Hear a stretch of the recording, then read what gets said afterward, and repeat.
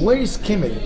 Well, Kemet is the ancient name of Egypt. It's what the Egyptians call Egypt. But the entire Egypt, the delta around the Nile, it's so confusing. I know it's confusing for me too. I think it's just a word they use for Egypt. But it could also be. I mean, for example, we know that these names meant different things at different times. Yes. They use the name Kush, for example. For a while, it only meant this kingdom just above the Third Cataract. Okay. But in the Second Intermediate period, Kush extended all the way to Aswan. Correct. Or maybe even further. Yes. So then suddenly all of Nubia became Kush. Correct. These names had different meanings at different times. I mean, it's like we had a huge debate about the term Kemet itself. Yeah. Because some people believe that Kemet is just part of the delta, and some people believe Kemet is just around the Nile, the black land or the black soil around the Nile, and goes all the way to Jebel Barkal and beyond. So Kemet is not only associated with ancient Egypt as well. The relationship between the Kushites and the ancient Egyptians are a little bit complicated. And especially during the 18th dynasty.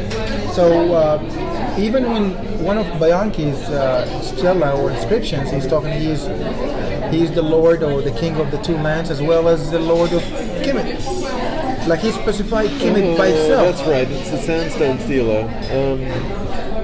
Well, I think when he says Kemet, I think he's talking about Egypt specifically, because he says Amun of Karnak has given me the kingship of Kemet, I think.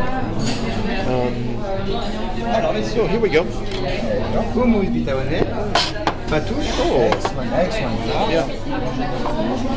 Go ahead, Professor. But I'd have to look it up. I'm telling you, this is a big debate because we have a lot of researchers in Sudan right now. They're very interested in history. Here, mixed with.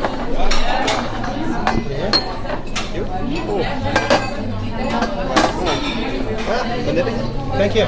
But I think there's no one answer. I mean, I think that there's nothing. It's probably a fluid term. Fluid term. And maybe it designated a political idea More than geographic. maybe. So it's still open for more researches, right? It's not definite that Kemet is an ancient name for Egypt. It could be fluid, like you said. It could be extended to. Sometimes I think that the Kushites extended it. When they came to power, I think they extended it all the way into Sudan. Maybe All Kemet, all as one Kemet. yeah. That's why you're right. It's not a geographical term. It could be more fluid. Yeah. The people define the people. Well, it's like when we say king of Upper and Lower Egypt. In earlier pharaonic times, Upper Egypt probably included part of Lower Nubia, and Lower Egypt was the Delta. Correct. But in Kushite times, Upper Egypt extended all the way to Kush. So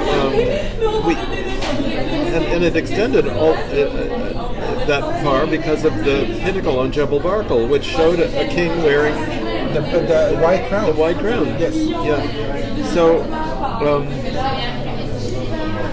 So when the kings declared themselves kings of Upper and Lower Egypt, I mean it's often understood to mean Egypt and Kush in Egypt. One question. What happened to the mummy of Taharqa? Well, there were some bones found.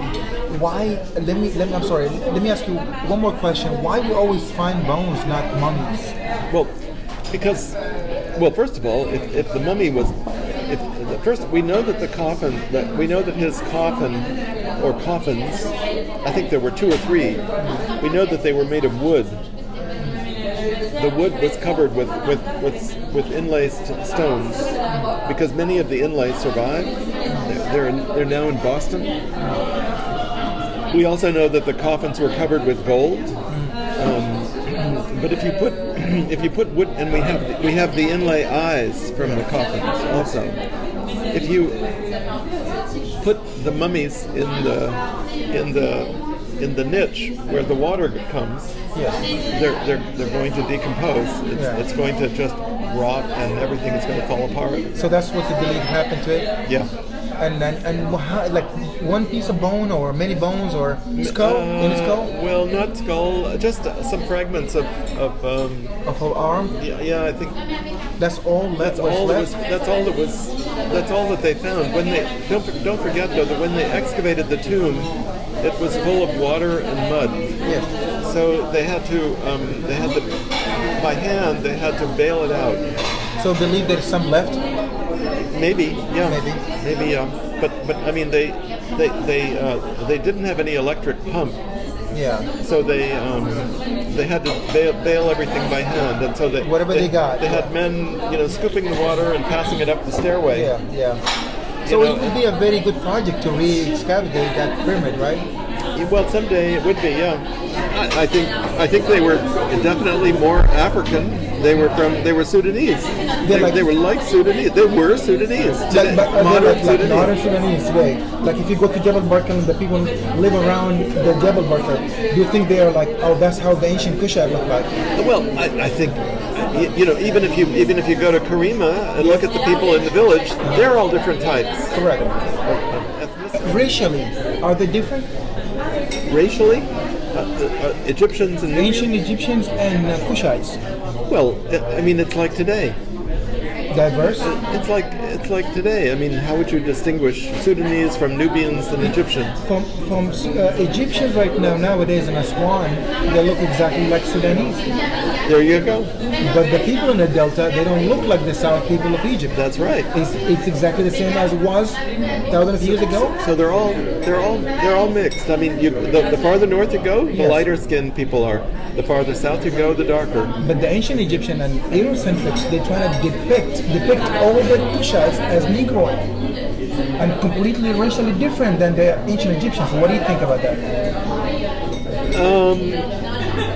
They call it, okay, this is the black pharaohs, and there is white pharaohs. You have to be careful that you don't get involved you don't turn this into modern political racism.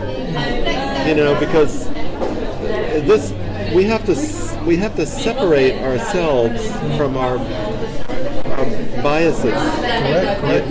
Totally separate. We have to understand what the ancient people saw in themselves. Correct. We have to be careful that we don't interpret our view feelings into ancient times. Correct. Go backwards. But I'm talking also Professor about the bust. The bust of Taharqa, the bust of Shabaka, Shitaka. Yeah, I think the statues, they look regular like any other Kimite king. Well, I don't know. Yeah, I mean, some of them do, some of them don't. I mean, if you look at, I would think that the Ramessides they're from the Delta, so they're more like modern Egyptians from the Delta. Yes. There were the Thebans, the Saidis. Yes. And if you look at Amenhotep III and Queen T and some of these, you can see people in Thebes today that look like these people. Correct. The Kushites. You can see in Middle Kingdom, you can see faces of pharaohs that look very, African. They look very southern. Yes. But is that the fact is that if you take away skin color, there are certain physical features that you identify with African, thicker lips, big jaw. But it's very difficult to, I think everybody wants to, or the people who are arguing most vociferously about this are basically saying, I want them to be us. Like the southern Egyptians, for example. Let's talk about the without specifying a king or a dynasty. Do they look at the Kushites racially distinguish themselves from them? from your own perspective, do you think the ancient Egyptian in any kind of dynasty, southern dynasty, they looked at the Kushite as part of them, or they look at the Kushite and they're like, oh, that's different than us? Well, I think today they look at them as different. But I mean, I think in ancient times there was a huge political faction that looked at the Kushites as their defenders. Even though they were Egyptians, they were maybe the Theban population looked at the Kushites maybe like Americans looked at Obama. You know, he's one of us. He's a good ruler or a bad ruler or whatever. But we didn't see an African man. Some of us, I mean, most of us, I hope, didn't see an African man. We saw a racially we saw an American. You know. So they looked at him as part of their nation. Well, but the Kushites were completely Egyptianized in the and maybe that's the wrong term. They were total believers in the cult of Amun. Correct. And I would like to ask you a question, but later on about this as well. And the cult of Amun was shared by Egypt and Kush. It wasn't an Egyptian religion exactly. It was a religion shared by Egypt and Kush. Amun was the state god of both Egypt and Kush. And who started worshiping him? Who started worshiping him? Oh my gosh, that's a good question because we probably ought to. Don't you think we ought to eat? Go ahead. Yeah. Go ahead and take your time. And this is just lunch. What time do we eat?